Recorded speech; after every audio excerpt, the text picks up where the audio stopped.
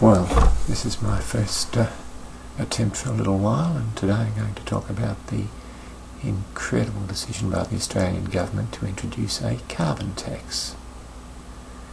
There is little to be said for the carbon tax. I simply cannot understand the government who has decided to introduce it, or the people that support it.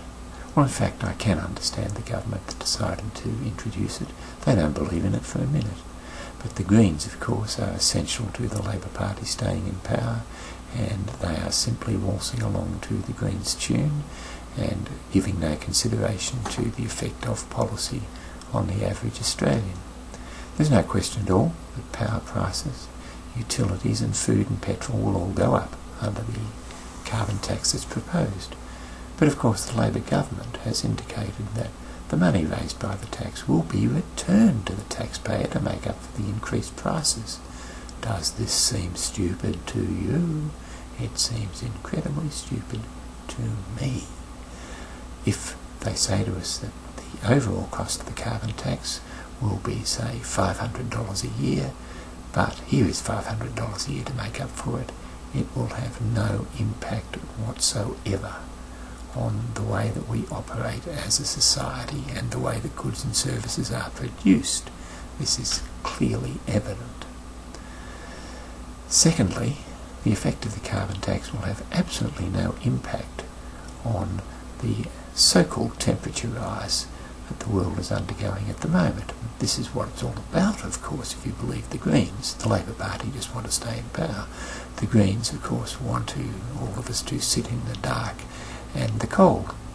However, the fact of the matter is that if Australia suddenly stopped producing all of its emissions, it would have no effect whatsoever on total carbon dioxide put into the atmosphere and no effect on global warming.